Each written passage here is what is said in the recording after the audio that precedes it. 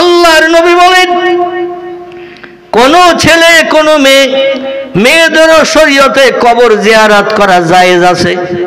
আপনারা হয়তো অনেকে বলবেন, হুজুর মেয়েদের কি কবর জিয়ারত করা জায়েজ আছে? ইসলাম শরীয়তে মেয়েদেরও কবর জিয়ারত করা জায়েজ আছে, তবে পর্দা পুশিদার ভিতরে থেকে। ন্যাংটা নারী হয়ে চেহারা আলগা করে বডি আলগা করে কবর জিয়ারত করা শরীয়ত বৈধ নয়। এই তত্ত্বটি এসেছে পয়গম্বর মুহাম্মদ রাসূলুল্লাহর ইন্তেকালের পরে। এশা নামাজ অন্তে মসজিদে নববী থেকে সাহাবায়ে কেরামরা যখন আপন আপন গৃহে এশা নামাজ অন্তে প্রত্যাবর্তন করতেন, ফিরে যেতেন, মসজিদে নববীর ভিতরে যখন আর লোকজন থাকতো না, মায়েশাতুল হুমায়রা রাতের গভীরে পর্দা পুশিদা তখনও করেননি। বিনা পর্দায় তিনি স্বামীর কবরের পাশে দাঁড়িয়ে দাঁড়িয়ে কবর জিয়ারত করেছেন। আমার ভাইরা, এই জন্য শরীয়তে মেয়েদের কবর জিয়ারত করা জায়েজ আছে। তো পর্দা পুশিদার ভিতরে, বেপর্দায় নয়। এমনকি আবু বকর সিদ্দিক রাদিয়াল্লাহর কবর যখন নবীজির কবরের পাশে হলো, তিরমিজি আবু দাউদ শরীফের হাদিস, বুখারী শরীফের ভিতরেও তথ্য এসেছে। আমার ভাইরা, আল্লাহ নবীর ইন্তেকালের 2 বছর পরে আবু বকর সিদ্দিক রাদিয়াল্লাহু যখন ইন্তেকাল হয়ে গেল, নবীজির কবরের পাশে আবু বকর সিদ্দিকের কবরে দাফন করা হলো। এখনো মসজিদে নববীতে গেলে দেখতে পাবেন রাসূলের কবরের পাশে 2 জন ব্যক্তি কবরস্থ হয়ে আছেন। কয়জন? নবীজির কবরের পাশে 2 জন ব্যক্তি কবরস্থ আছেন। একজন আবু বকর সিদ্দিক রাদিয়াল্লাহু, ইনি আগে ইন্তেকাল করেছিলেন নবীজির পর। আবু বকর কাঁদতেন, ইমামতি করতেন মসজিদে নববীতে, আর নামাজ অন্তে আল্লাহর কাছে হাত তুলে দোয়া করতেন, আল্লাহ তোমার নবীর বাহ্যিক সুন্নত, তোমার নবীর বাহ্যিক আদর্শ বাস্তব জীবনে হয়তো আমি তেমন আদায় করতে পারি নাই, তো অন্তত একটা সুন্নত নিয়ে যেন হাসরের মাঠে হাজির হয়ে তার মাধ্যম দিয়ে যেন নাজাত পেতে পারি। রাসূল বলছেন, আমার একটা সুন্নত যে ব্যক্তি জিন্দা করলো, আমি মুহাম্মদ রাসূলুল্লাহ বলছি, সে আমার মহব্বতের ভাই হয়ে গেল। সে আমার মহব্বতের ভাই হলো, সে আমি মুহাম্মদ রাসূলুল্লাহ আমার আপনজন হিসাবে বিবেচিত হলো। লা ইয়াদখুলুল জান্নাহ, আমি মুহাম্মদ তত সময় পর্যন্ত আল্লাহর জান্নাতে ঢুকবো না, জান্নাতের সুখ উপভোগ করব না, যত সময় না পর্যন্ত আমার এই মহব্বতের ভাইকে, আমার মহব্বতের সঙ্গীকে আল্লাহর জান্নাতে না ঢুকাবো। আবু বকর সিদ্দিক কাঁদতেন আর বলতেন, আল্লাহ তোমার নবীকে তুমি 63 বছর হায়াত দিয়ে দুনিয়া থেকে বিদায় করিয়েছো। ও আল্লাহ, আমার 63 বছর বয়স হতে আর 2 বছর বাকি। ক বছর? রাসূল যখন মক্কা নগরীতে কলেমার দাওয়াত প্রথম শুরু করেছিলেন, নবীজির বয়স কত ছিল? একজন বলেন। আলহামদুলিল্লাহ, এই ধার থেকে একটা তথ্য পেয়েছি, 40 বছর বয়সে রাসূল কলেমার দাওয়াত শুরু করেছিল মক্কা নগরীতে। অনজির আশিরাতাকাল আকরাবিন, আল্লাহ হেরা পাহাড়ের মাথায় বিশ্ব নবীকে জিবরিল আমিন মারফত তথ্য দিলেন, আর 3500 ফুট পাহাড়ের মাথায় আপনাকে এই গুহার ভিতরে থেকে কাঁদতে হবে না, আপনাকে আপন বান্দা আমি বানিয়ে নিয়েছি, আপনি দেশবাসীদের কাছে চলে যান, যারা 360টা খোদার উপাসনা করে তাদের কাছে আপনি তথ্য দেন, স্রষ্টা হলেন একজন, লা ইলাহা ইল্লাল্লাহ, এই তথ্যটা দেন। কারণ ওরা 360টা খোদার উপাসনা করে। এই 360টির ভিতরে বড় ছিল 5 জন। কজন? বড় ছিল 5 জন, আর 355 জন ছিল নরমাল লোয়ার কোয়ালিটির, মানে শক্তি ক্ষমতা একটু কম। হাই পাওয়ারের ছিল 5 জন। একজনের নাম লাত, একজনের নাম উজ্জা, একজনের নাম হবল, একজনের নাম মন্নাত, একজনের নাম দেবল। কজন হলো? গুনতেছেন না শুধু শুনতেছেন? একজনের নাম হবল, একজনের নাম দেবল, একজনের নাম মন্নাত, আমার ভাই একজনের নাম লাত, একজনের নাম উজ্জা। কজন হলো? এই 5 জন। এই 5 জন ছিল বড় খোদা। মানুষ বিপদে মুসিবতে পড়লে ও ছোটদের কাছে যেত না, কারণ ওরা সমস্যার সমাধান করতে পারবে না, এই বিপদ উপকার করতে পারবে, বড়রাই পারবে, তাই বড়দের কাছে যেতেন। আর 350 জন, বাকি শুধু দেওয়ালের গায়ে, কাবা ঘরের দেওয়ালের গায়ে সব লটকানো ছিল, দেওয়ালের গায়ে পেরেক সেটে ঝুলিয়ে রাখা ছিল। আল্লাহ বললেন, অনজির আশিরাতাকাল আকরাবিন, হাবিব বাইরের লোকের কাছে কলেমার দাওয়াত দিতে যেতে হবে না, আগে আপনার পাড়া প্রতিবেশী আপনজনকে দ্বীনের দাওয়াত দিন। বাইরে যেতে হবে না। 40 দিন, 80 দিন, 1 মাস, 2 মাস, 120 দিন বাইরে যে বিবি বাচ্চা রেখে থাকতে হবে না। তোমার আপনজন পাড়া প্রতিবেশীর কাছে দিনের দাওয়াত দাও। কে নামাজ পড়ছে না দেখো, কে রমজানের রোজা রাখছে না দেখো, কে মদ খাচ্ছে দেখো, কে সুদের ব্যবসা করছে দেখো, কে নারীর ইজ্জত লুণ্ঠন করছে দেখো। এলাকাবাসীদের আগে দিনই দাওয়াত দাও। যখন এলাকাবাসী সব ইমানদার মোমেন মুসলমান হয়ে যাবে তখন বাইরে হাত বাড়াবে। কারণ তুমি বিবি বাচ্চা রেখে যখন বাইরে কলেমার দাওয়াত দিতে যাবে, ইসলামের আইন কানুন শিক্ষা করতে যাবে, বিবি বাচ্চার সুযোগ পেয়ে হাইজাক হয়ে উড়েও যাবে। এ ঠিক বললাম না ভুল বললাম? 1.5 মাস, 2 মাস, 3 মাস যদি বিবি বাচ্চা রেখে বাইরে যাও, হাইজাক উড়ে উড়ে যাবে। এই জন্য আমি তথ্যটি দিলাম। আমি যেখানে ইমামতি করি গ্রামটির নাম হলো খিদিরপুর। কি নাম বললাম? খিদিরপুর। দেখতে দেখতে 40 বছর হচ্ছে আমার ইমামতির বয়স। কত বললাম? মাঝখানে 3 বছর আমি কঠিন রোগে অসুস্থ ছিলাম। আপনারা কম বেশি শুনে থাকবেন বা মোবাইলের মাধ্যম দিয়ে দেখেও থাকবেন। আমি গত জানুয়ারির 18 তারিখ 2024 অপারেশন হয়েছিলাম কলকাতা RN টেগর হসপিটালে। সেখান থেকে নিয়ে এই জানুয়ারি মাসের আজকে সম্ভবত 12 তারিখ, আর 6 দিন গেলে আমার 1 বছর অপারেশন হবে। কদিন বললাম? আর 6 দিন, আজকের 12, আর 6 দিন হলে 18 আসবে, মানে পুরো 1 বছর আমার অপারেশন হবে। এই অপারেশনের পরও 6 থেকে 7 মাস ঘরে বন্দি ছিলাম, বাইরে কথা বেরোতাম না ইনফেকশন হওয়ার ভয়েতে। যাই হোক, বহু টাকা খরচ করিয়ে হাজার হাজার মানুষের নেক ও খাস দোয়া, চোখের পানি আল্লাহ কবুল করে এই মরণাপন্ন রোগীকে আপনাদের সঙ্গে আর 4 চোখের মিলন ঘটানোর সুযোগ করেছেন। আমি নিজেও বিশ্বাস করতে পারিনি যে আল্লাহ আমাকে এইরকম চেয়ারে বসিয়ে আবার কোরআন হাদিসের 2টো কথা জনগণকে বলাবে। এটা আমার নিজেরও বিশ্বাস ছিল না। আমার গ্রামের 95% লোকের চিন্তা ভাবনা ছিল মসজিদে কখন বলবে মৌলভী আবুল কালাম মারা গেছে, আমরা একটু জানাজা পড়তে যাব। এই চিন্তা ভাবনা ছিল। মানে এমন কঠিন রোগ, একদিন বাদ একদিন 2.5 বছর আমাকে কলকাতায় ডায়ালিসিস করতে যেতে গেছে। কদিন বললাম? 2.5 বছর, একদিন বাদ একদিন, সপ্তাহে 3 দিন আমাকে কলকাতা যেতে ডায়ালিসিস করতে। 8 ঘন্টা, 8.5 ঘন্টা, 9 ঘন্টা সময় লাগতো বাড়ি থেকে বেরিয়ে ডায়ালিসিস করে বাড়ি ফিরতে। যাই হোক, আল্লাহ পাক হাজার হাজার লক্ষ লক্ষ মানুষের চোখের পানি, কার পানি আল্লাহ কবুল করেছে আমি জানি না। তো আমার দোয়া কবুল হয়েছে বলে আমার বিশ্বাস নাই। আল্লাহ প্রেমিক আল্লাহওয়ালাদের চোখের পানি, তাদের ভক্তি ভালোবাসার দোয়াটা আল্লাহ কবুল করে। আল্লাহ মরারে জেন্দা করে না, জেন্দারে আবার মারেন না। আল্লাহ ক্ষুধার্তরে খাদ্য দেয় না, দেয় না। ইন্নাল্লাহা ইয়ারযুকু মাইয়াশাউ বিগাইরি হিসাব। আল্লাহ হচ্ছে রিজিকের মালিক আমি। খাবারের জন্য দৌড়ি ছুটি করতে হবে না। তোমার জন্য যেটা বরাদ্দ করে রেখেছি ওটা তোমার নসিবে জুটবেই জুটবে। জোরে বলুন আমিন। আমার ভাইরা, সেই মহান প্রভু রব্বুল আলামিন প্রিয় নবীকে বললেন এলাকার আপনজনকে দিনের দাওয়াত দাও, কলেমার দাওয়াত দাও। নবী 40 বছর বয়স পর্যন্ত মক্কাবাসীদের কাছে প্রিয় পছন্দনীয় ছিল। যতদিন কলেমার দাওয়াত দেননি ততদিন তাদের কাছে প্রিয় ছিল, আপনজন। ভাইপো হিসাবে মর্যাদা দিত। আমার ভাইরা পাড়ার ছেলে হিসাবে মর্যাদা দিত। নবী যেই কলেমার দাওয়াত দিলেন সারা দেশের মানুষ শত্রু হয়ে গেল। চাচা শত্রু হলো, দাদারা শত্রু হলো, পাড়া প্রতিবেশী ভাইরা শত্রু হলো। এমনকি এমন কোনো মানুষ ছিল না নিজের আপনজন পর্যন্ত নবীকে দুনিয়ায় বেঁচে থাকার জন্য চিন্তা ভাবনা নেয় নাই কখন মোহাম্মদ নিপাত হবে, নাউজুবিল্লাহ, মোহাম্মদ কখন দুনিয়া থেকে বিদায় হবে। এটাই ছিল তাদের চিন্তা ভাবনা। এদের কারবা নাম আবু লাহাব, কারবা নাম আবু জেহেল, কারবা নাম উমাইয়া বিন খাব, কারবা নাম সুফিয়ান ইবনে খালিদ হারবি, কারবা নাম সালাবা বিনতে জাহাস, কারবা নাম উতবা, কারবা নাম উতাইবিয়া, কারবা নাম শুআইবিয়া, কারবা নাম নাজ্জার। এরা বিখ্যাত বিখ্যাত বড় বড় দলনেতা ছিল। রাসূলকে দুনিয়া থেকে বিদায়ের জন্য হাজার চেষ্টা চতুর চালিয়েছিল। একটানা 13 বছর ধরে পয়গম্বরের অত্যাচার, নির্যাতন, উৎপীড়ন চালিয়েছে। নবীজিকে 3 বছর শিয়াবে আবু তালেবের জেলখানার ভিতরে ভর্তি করে রেখেছিল। আমাদের দেশে অপরাধী যারা হয় সরকারি পুলিশেরা ধরে নিয়ে যে কোর্টে চালান করে এবং সেখান থেকে জেলখানায় হাকিমদের এজলাসে হয়তো জেলখানায় আবদ্ধ হয়। 2 বছর, 10 বছর, 20 বছর, 12 বছর একটানা জেলখানায় থাকে না। মোহাম্মদ রাসূলুল্লাহর অপরাধ মিথ্যা কথা বলে না।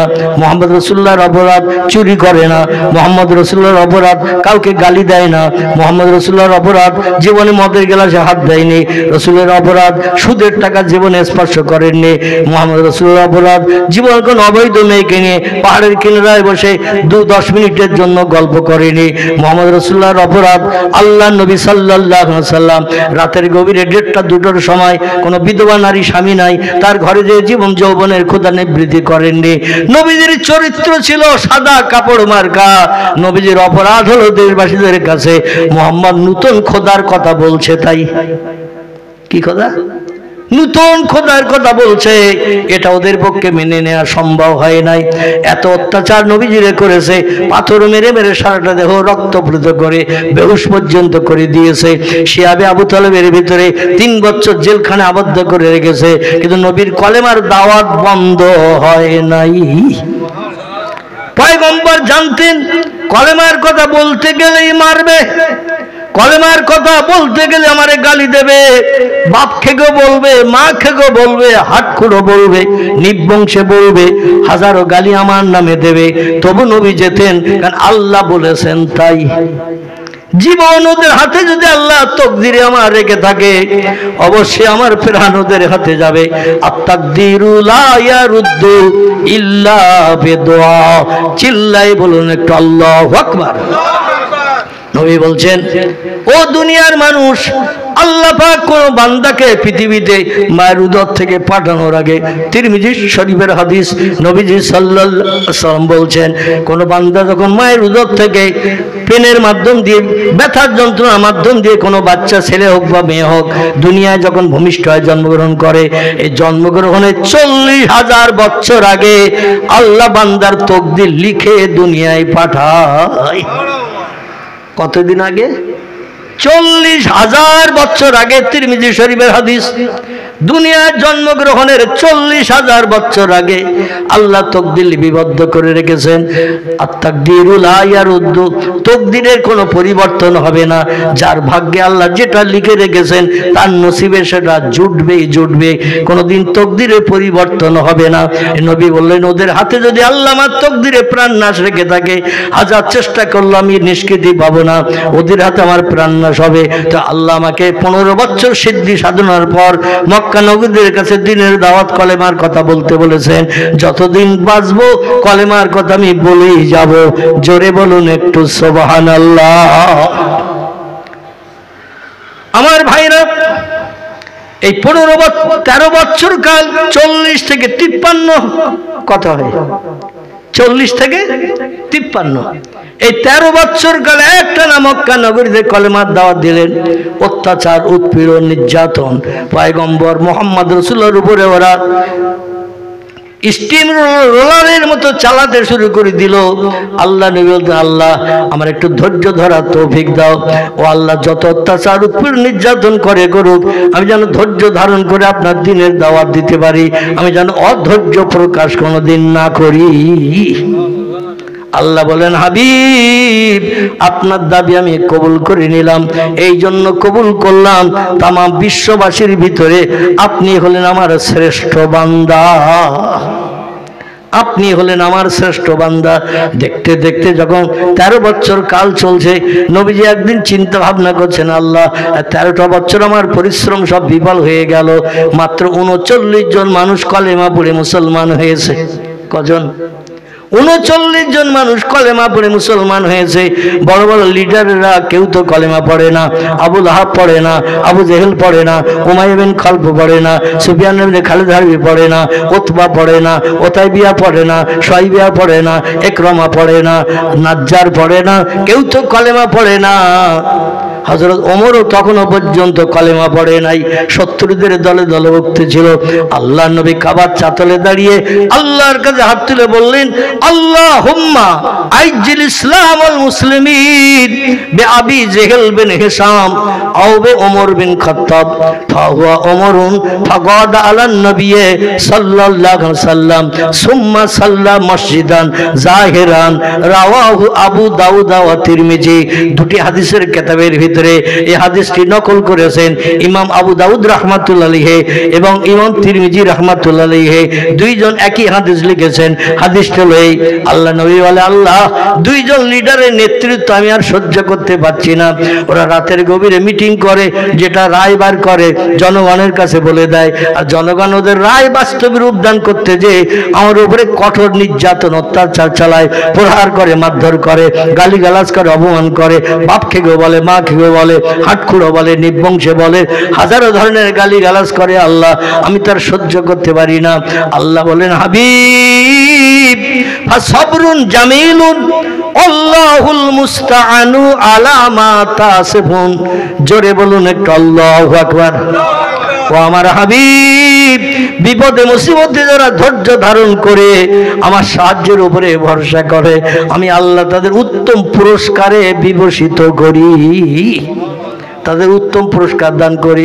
বিপদ মুসিবত আসে, আল্লাহ ইমানের পরীক্ষা করার জন্য ধৈর্য ধরতে হবে, সবর করতে হবে আমার ভাইরা, এবং আল্লাহর কাছে হাত তুলে চাইতে হবে, কারো কাছে সাহায্য নিতে গেলে হবে না। নবী বলে, আল্লাহ কবে আমি মুখে হাসি ফুটাতে পারবো? আল্লাহ বলছেন, হাবিব অত্যাচার সহ্য করতে করতে চরম পর্যায়ে পৌঁছে গেছেন, আপনার মুখে হাসি ফুটাবো আমি আল্লাহ। কে হাসি ফুটাবে? কেউ তো আপনার পাশে দাঁড়ায় না, কেউ আপনার সঙ্গে হয় না, আপনার বিপদে পাশে দাঁড়িয়ে কোনো যুক্তি বুদ্ধি দেয় না, কোনো তত্ত্ব দিয়ে আপনার উপকার করে না। আপনার মুখে হাসি ফুটাবো আমি। আপনাদের কাছে জিজ্ঞাসাবাদ করি, আমরা ইবাদত করি কার? আল্লাহর। আচ্ছা, আল্লাহ যদি কোনোদিন এসে আমাদের সামনে এসে বলে, বান্দা তোর ইবাদতে খুশি, তোর জন্য জান্নাত হালাল বানিয়েছি, জাহান্নাম হারাম বানিয়েছি, আমি জান্নাতুল মাওয়াতে কিংবা জান্নাতুল ফেরদাউসের ভিতরে তোর জন্য আমি সুন্দর জায়গা বানিয়ে রেখেছি, কোটি কোটি বছর সুখ ভোগ করতে পারবি, হুরগেলে মানদের নিয়ে আনন্দ ফুর্তি করতে পারবি। আমরা যদি আল্লাহকে সামনে পেয়ে এরকম তত্ত্ব শুনি, খুশি হব না? হব না? কথা বলে খুশি হব, বলবো আমার ইবাদত বন্দি আল্লাহর কাছে পছন্দনীয় হয়েছে, আল্লাহ তার প্রতিদান আমারে দেবেন মরণের পর হাসরের মাঠে, বিচার আচারের পরে আল্লাহ আমারে জান্নাত দান করবেন। মানুষটার নিশ্চিন্ত মনে হবে না? হবে না? আল্লাহ বলেন, হাবিব আমার কলেমার দাওয়াত দিতেছি, লা ইলাহা ইল্লাল্লাহ, এটা হলো কলেমার একটি অংশ। কলেমা দুটি অংশে পূর্ণ করা। কটি? কলেমার দুটি অংশে পূর্ণ করা।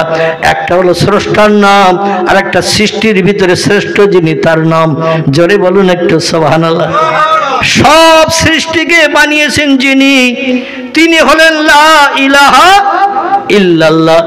আর সমস্ত সৃষ্টির ভিতরে সেরার মর্যাদা পেয়েছেন যিনি, তিনি হলেন কলেমার অপর অংশ, মুহাম্মাদুর রাসূলুল্লাহ। জোরে বলুন সুবহানাল্লাহ। আমার ভাইরা, আল্লাহ একদিন চিন্তা ভাবনা নিলেন, আমার নবী অধৈর্য হয়ে পড়েছে, আর 13 বছর শুধু মার খাচ্ছে, অত্যাচার উৎপীড়ন নির্যাতন সহ্য করছে। আমার তরফ থেকে তেমন কোনো পুরস্কার গিফট আমার নবীকে দেয়া হয় নাই। এমন একটা পুরস্কার আমার নবীরে দেব, 13 বছরের দুঃখ দুর্দশা চিন্তার কথা নবীর মগজে যেন আর কোনোদিন না আসে। এই পুরস্কারের জন্য আল্লাহ বলে, ইযহাবিয়া জিবরিল ইলা রাসূলিহি, ও জিবরিল যাও আমার হাবিবের কাছে চলে যাও, আমার নবীর কাছে খবর দাও, আমার নবী যে আল্লাহর কথা মানুষের কাছে বলতে যে আর 13 বছর ধরে মার খাচ্ছে, আমি সেই আল্লাহ আমার নবীর সামনে বসে গল্প করে আমার চেহারা নবীরে দর্শন করিয়ে আমি আল্লাহ আমার নবীরে খুশি করে কলিজা ঠান্ডা করে দেব। আল্লাহ পাক যদি কোনোদিন আমাদের সামনে এসে দাঁড়ান, আমরা খুশি হব না অখুশি হব? সব সৃষ্টি দেখতে কত সুন্দর, ফুলগুলো কত সুন্দর, মানুষের মগজের চিন্তায় বিল্ডিং বালাখানা তৈরি করা হয়েছে কত সুন্দর সুন্দর, পিকনিক স্পট কত সুন্দর সুন্দর, কত জীবজন্তু কত সুন্দর, সাগরের মাছ দেখবেন হাজার হাজার কালারের মাছ, এক একটা মাছের গায়ে 12, 14, 15 রকমের তুলি দিয়ে যেন শিল্পীরা রঙগুলো টেনে দিয়েছেন। দেখলে মনে হবে কোনো শিল্পী রং টেনে দিয়েছে এই মাছের গায়ে, দর্শনীয় করার করার জন্য, কিন্তু সেই খোদার কসম সাগরের মাছের গায়ে কেউ রঙের তুলি টানে নাই। আল্লাহ নিজে কোন শব্দ দিয়ে বানিয়েছেন? সব সৃষ্টি যদি দেখতে এত সুন্দর হয়, না জানি আল্লাহ কত দেখতে সুন্দর। সিবগাতুল্লাহ, আল্লাহ হলেন সব সৃষ্টির ভিতরে সেরা সুন্দর। জোরে বলুন একটু সুবহান। সেই আল্লাহ ডেকে বললেন, জিবরিল রে, আমি 12 মাসের ভিতরে একটা মাস পছন্দ করেছি, সেই মাসটির নাম হলো রজব মাস। কি মাস? যে মাসটার নাম আমি আপনাদের কাছে জিজ্ঞাসা করছিলাম। রজব শব্দের আবিধানিক অর্থ এসেছে দুটি। কটি বললাম? রজব শব্দের আবিধানিক অর্থ এসেছে দুটি। আল্লাহ পাক রজব শব্দের নামকরণ করেছেন বধির কালা। বধির বধির, এ দেখতে পায় না। পয়গম্বর মুহাম্মদ রাসূলুল্লাহ আবার রজব শব্দের নামকরণ করেছেন কালা কালা। এ শুধু দেখতে পায় না নয়, এ শুনতেও পায় না। আল্লাহ রজবকে পৃথিবীতে পাঠিয়ে বলে, রজব সব মাসকে আমি 1 মাস করে দুনিয়ায় পাঠাই।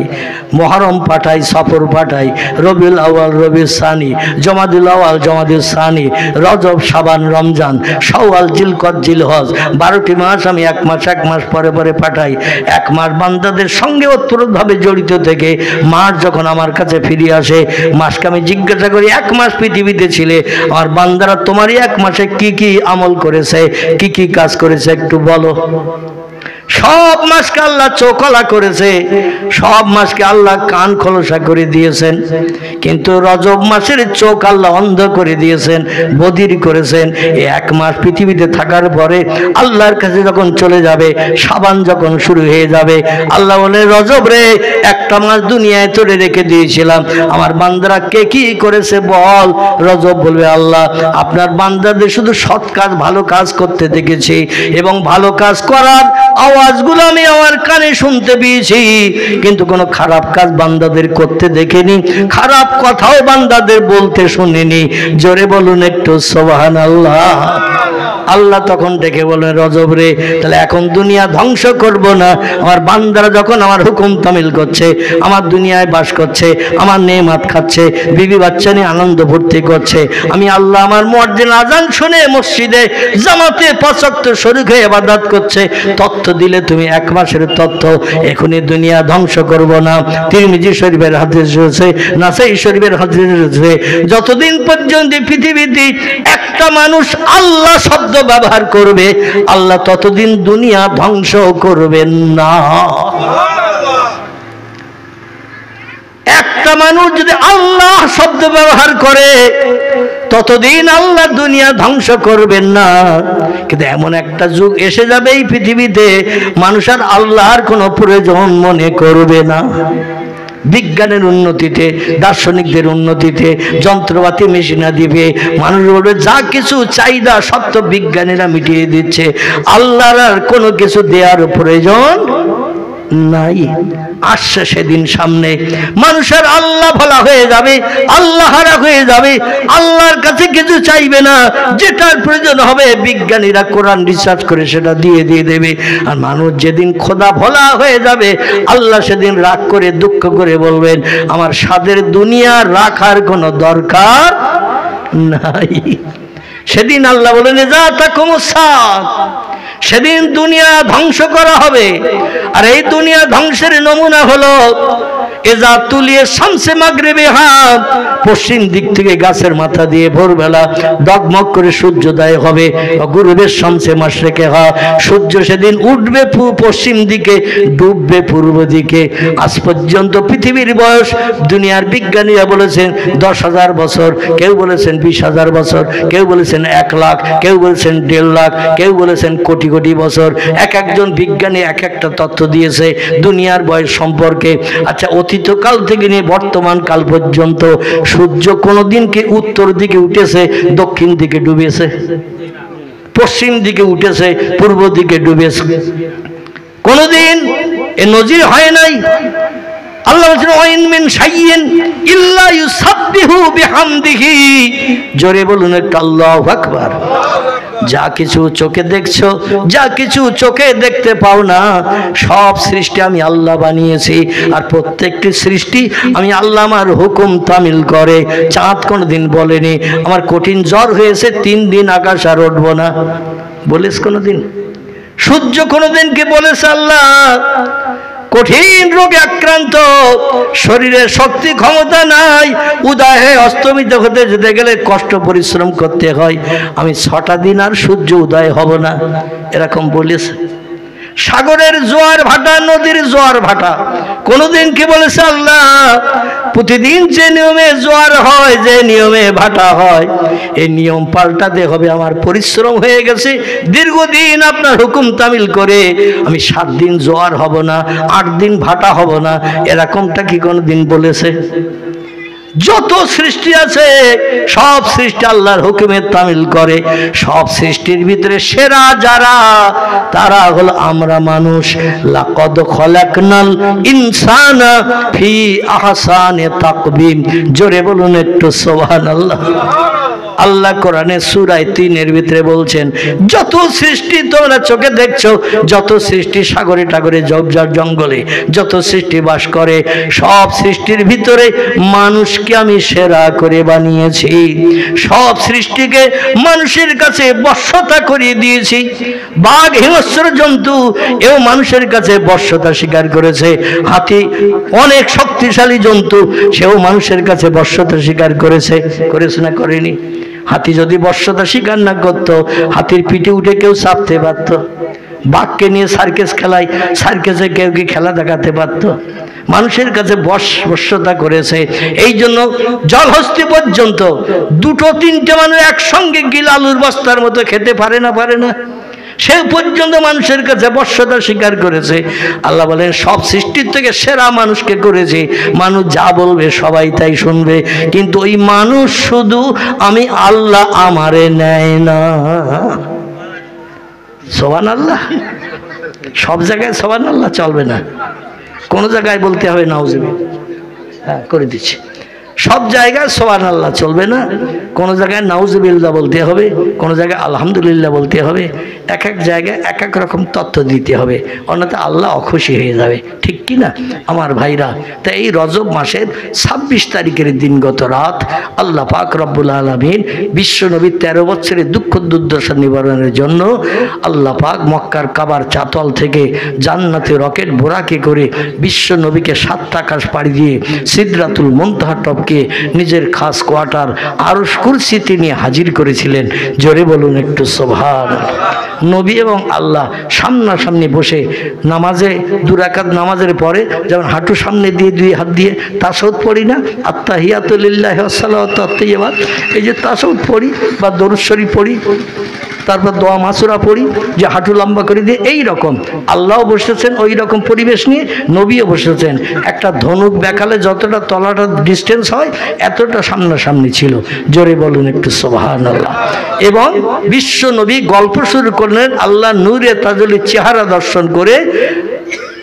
ইসলামিক ইতিহাসের ভিতরে তফসিরে রুহুল বায়ান, তফসিরে মাওজিহুল কোরআন, তফসিরে বায়ানুল কোরআন, তফসিরে বাইজাবি, তফসিরে কাশফ, এমন করে তফসিরে ফি জিলাল কোরআন, বিখ্যাত বিখ্যাত তফসিরের কিতাবে লেখকেরা লিখেছেন আল্লাহ এবং নবী সামনাসামনি বসে গল্প করেছিলেন 27 বছরের লম্বা মেয়াদ।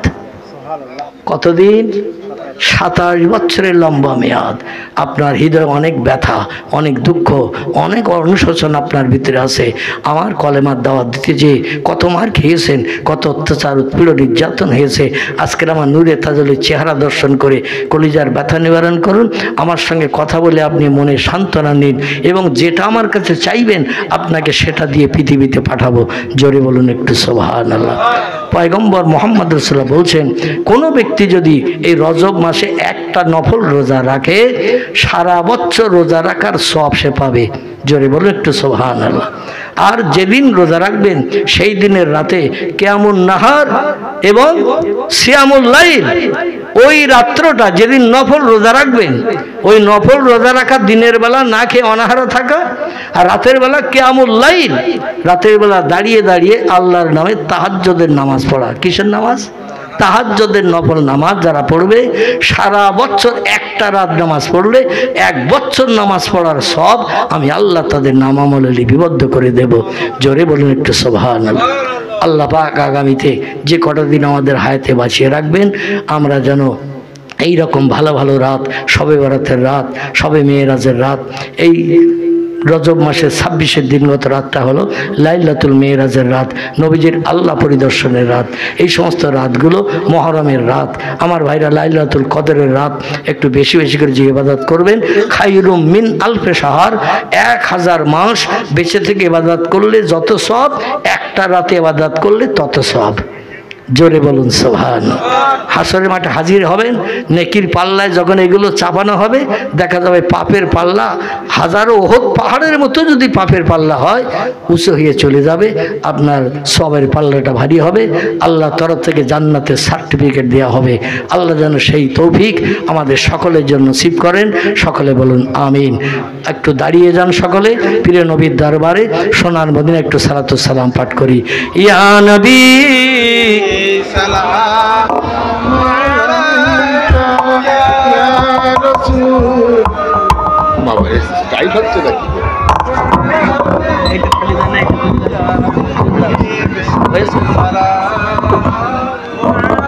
কি একটা পরিগেল যাচ্ছে।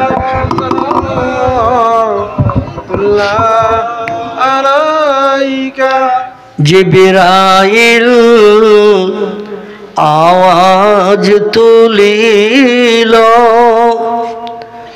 আসমানের দরওয়াজা খোলো গো, এসেছেন নবীদের সরদার, হবে যে খোদা দিদার। ইয়া নবী সালাম আলাইকা ইয়া রাসূল সালাম আলাইকা ইয়া হাবিব সালাম আলাইকা সালাতুল্লাহ আলাইকা। बागे इब्राहिम के गुलहिन मालाएक जिसके बुलबुल अपाई जाते तवक्कुल सलावतुल्लाह अलैका या नबी सलाम अलैका या सलाम अलैका या हबीब सलाम अलैका सलावतुल्लाह अलैका। नबीजीर अब्बा अब्दुल्लाह रसूलुल्लाहर अम्मा आमीना, हबीबिर दुदमा हालिमा, दयार नबीर रौजा मदीना।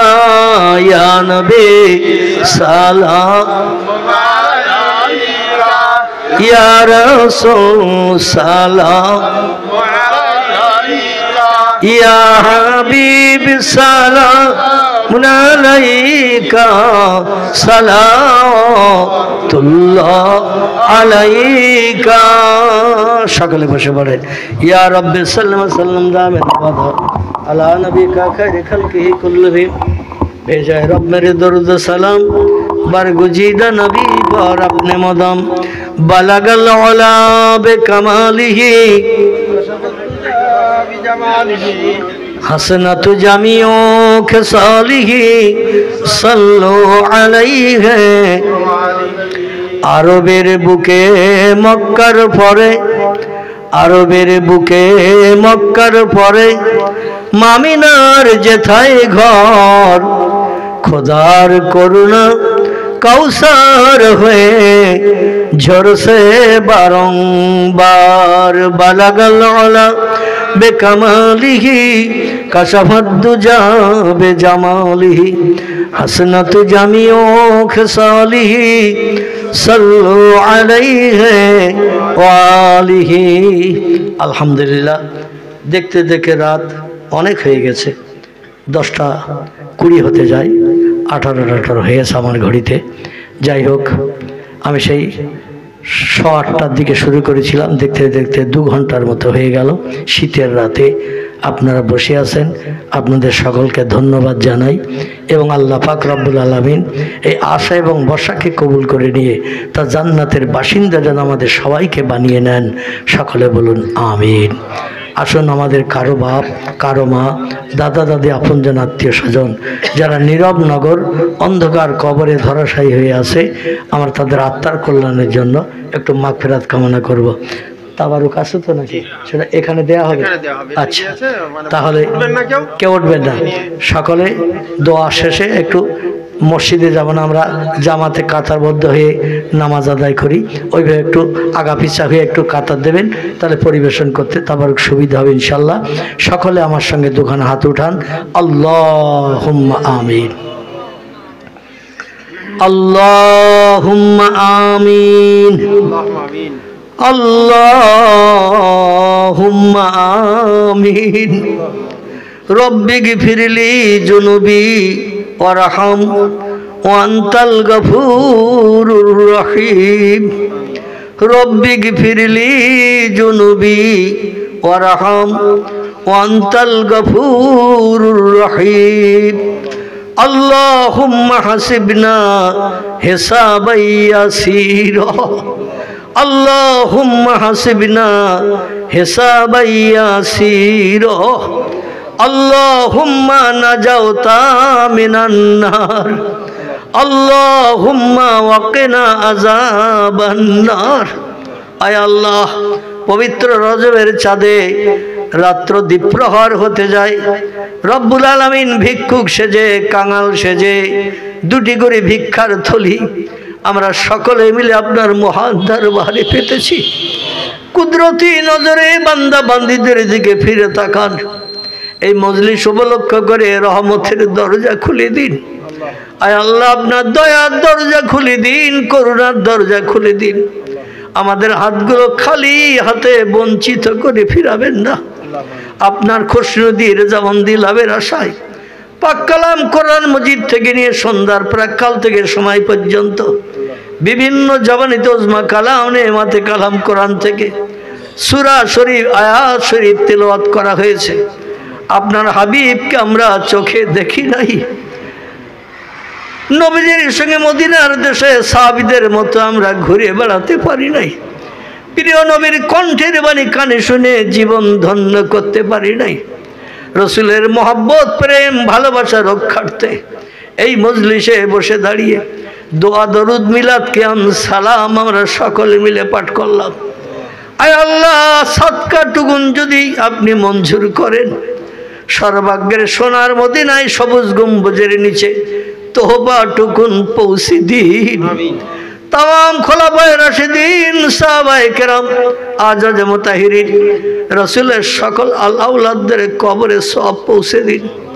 বাবা আদম, মা হাওয়া থেকে নিসা রুহুল্লাহ পর্যন্ত যত নবী আম্বিয়া তাদের বিবিরা রাত জেগে জেগে স্বামীদের দিনের কাজে সাহায্য করে কবরস্থ হয়ে গেছে, সকল নবী আম্বিয়া তাদের বিবিদের কবরে সব পৌঁছে দিন।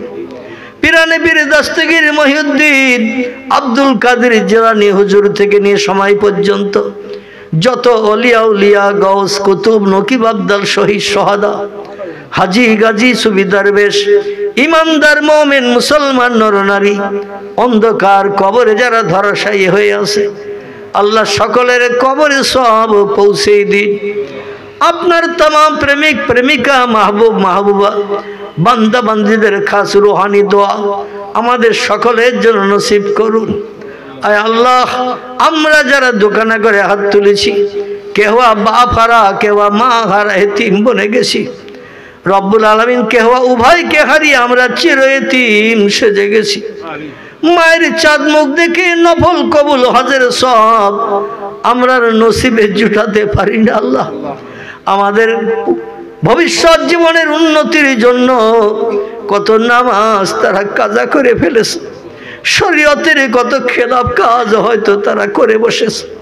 আজরাইল ডাক দিয়েছে, জায়গা জমি ঘর বাড়ি আমাদের জন্য ফেলে রেখে অন্ধকার ছোট্ট কবরে হাজির দিয়েছে। জানি না আমাদের আপনজন আত্মীয় স্বজন, দাদা দাদি, নানা নানি, খালা খালু, ফুফি, বন্ধু বান্ধব, পিতার কুল, মাতার কুল, শ্বশুর কুল, শাশুড়ি কুল, রক্তের বাঁধনে সম্পর্ক নিয়ে যারা কবরস্থ হয়ে আছে, সকলের কবরে জান্নাতি নাজরেমাত চালু করে দিন। আল্লাহ কাউসারের পানি বরাদ্দ করে দিন। পরীক্ষকদের প্রশ্নের উত্তর আসানির সঙ্গে জবানে চালু করে দিয়ে ইমানদার মোমেন মোমেনা নরনারীর তালিকায় নাম নথিভুক্ত করে নিন। রব্বুল আলামিন বিশেষ করে আমার বাড়িওয়ালা ভাই যে উদ্দেশ্য নিয়ে এই মাহফিলের ইন্তজাম করেছেন, তার মনোবাঞ্ছা মনোআশাকে পরিপূর্ণ করুন, অর্থ খরচকে কবুল করুন, তার ব্যবসায় কারবারে বরকত দান করুন। আল্লাহ সংসারে একান্নভুক্ত যত মানুষ আছে সকলকে নিয়ে সুখী জীবন গঠন করে বসবাসের তৌফিক দান করুন। হাড়িতে দানায় দানায় বরকত দান করে দিন। আমরা যে যে মাধ্যম দিয়ে সংসার নির্বাহ করি আল্লাহ আমাদের সেই মাধ্যমে বেশি বেশি করে বরকত দান করে দিন। আমাদের সকলে হাড়িতে দানায় দানায় উন্নতি দিন।